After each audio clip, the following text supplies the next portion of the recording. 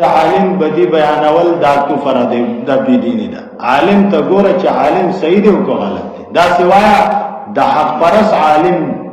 بی عزتی کول، د حق پرس عالم د حق خبره د وجه نه داغه مخالفت کول، دا بيدینی ده، دا کفر دی. دې سره په انسان خزه طلاقی چې هغه حق وي او ته ستا حق نه، هغه قرآن وي ته څه بکواس کې دغه زنامه دانه چې عالم دی غلا کوي ته چپ چپ کده سی بنوي چې مولوی سی غلا کوي نه به خلک کاږي به باندې کزه طلاق شي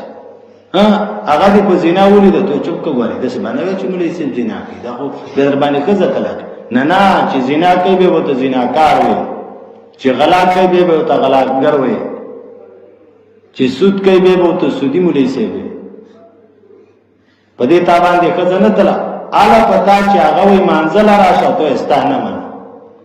اگر ته وي قرآن راشه ته چې استانه سره نه،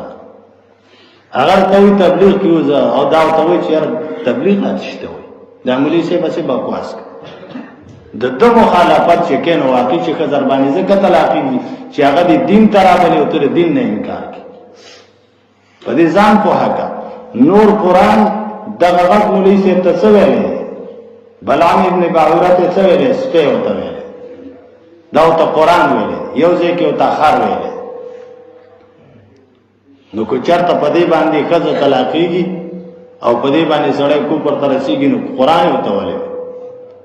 خو هغه دنیا ته تلې رزق وته ویلې. اوس داغه صفات مفسرین ذکر کړی دي چې ګم ګنده صفات په سپي کې دي عادت امرانه کړش. سپي کې یو ګنده صفات دا دی چې دا مردار کوي، مردار دقسی کله چې مولا صاحب عالم دا دنیا طرف تلاړ او دیني پرې خوست د دین حفاظت پرې خوست بس دا و چې سي درې مدي خوچی څلويختي دي خوچی کنيزه دي خوچی چرته د محرم د نظر حسین او د نظر فاطمه وريجي دي خوچی میلاو شقه بس دا نه ګوري چې دا حلال دی دا حرام او چې کومه مردار او جوړي دویم العود فی القیع سپیکی دا ګاندا مرض دی چې دا الټي وکي نو واپس په خپل ځټي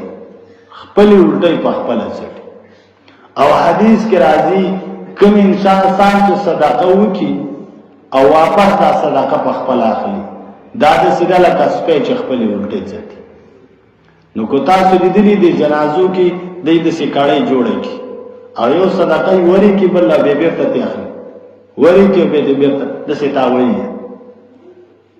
او هغه یو بل لور کړي پرځي کچا لور کاغه ته چې ما خو بچی دی او کور مې دی او ضرورت مې دی بس ما نه ویلو وجنی یا خو نه ورکه ولا وټه اسی تا وای راته وای رښتیا هغه مالک نه جوړه.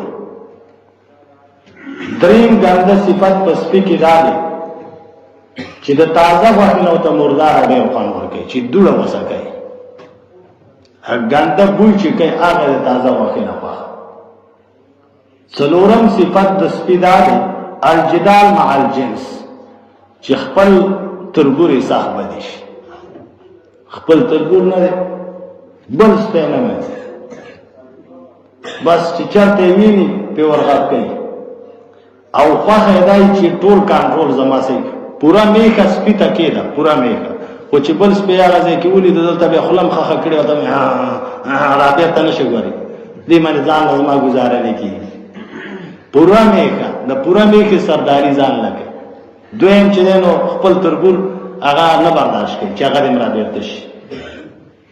دا پکې ګنده صفت ده. پنځم ګنده صفت بس کې دا ده چې ځان ته ډېر زیات صفاح کوي چې کله د شمیتیازي کې تاسو لیدل دا پکا چوتې چې چرته راته دار ونشي دا ګندا نجس دې سپه خدا چې میتیازي کې دا کومه احتیاط کوي چوت زه ته شی او دا پکا مت چوتې چې چرته دار ما راته ونشي بیخي می جامې سپینې دي دا پکې بل ګندا صفات. شپږم ګنده صفات تسبیح کې راځي نقص او راس دا چې په لار رواني ټول عمر بدتوس وي دا سر به د څه کټه کړ دا شبکه دا توس به دا چې کله مولوي صاحب دنیا طرف تمایل شي دا به تمام ورځ ګوري چې چاته خو بچا لوګی نه کړ چوروالي دي فاستبقوا الخيرات وای نه راغلی چې خیرات ته ځان مخکې ورسه دا به دې شي ته تکړه ټول مرتبه او اوم برناقه په خپل هم جنسي عمله کول په دې کې لیکي چې دسې په دې لاره باندې سپی تېرېږي نو دا سپي دومره ځغلی شارپریز دی رسوي پلک ساتي ایو سپي ته چا ویلي څنګه زر راغلی وایي د خپلو تربورانو د وجې نه خدای زر راورسوله وروسته راپسې نو بس بدې شي خپل تربور مولوي صاحب یې بدې شي او اتم د حرس مرض پکې نهم اسې جګړه او باسونه خوښ د باطل فرس لسم الظلم علی الزعیم زعیم چې ویني نو ظلم پې کوي تاسو لیدلی دی پروکوټه کوترۍ رایسار کړی داسې لوبې پې کوي زه کمزوری ته یا پیشو چرته ویني پیشو غریب بیا حالات خراب په ضعیف باندې ظلم کول الانقیاد بالقوي او چې قوي ویني چې منبر صاحب راغلی څنګه دی خیال دی دا چې غص به ویني کنه دا ورته لکۍ داسې کوي چې چرته را باندې ګزار ونه کړي څه راته ونه قوي ته لکۍ ترپوي او چې ضعیف وي نو د ماری باندې ورته خلک دي خرابوي دا صفات د ترانه ټل شي الغفلة فی الاسحار او د سهار په وخت کې به پروت وي دا مولوي صاحب بیا د غرمې راپاڅېږي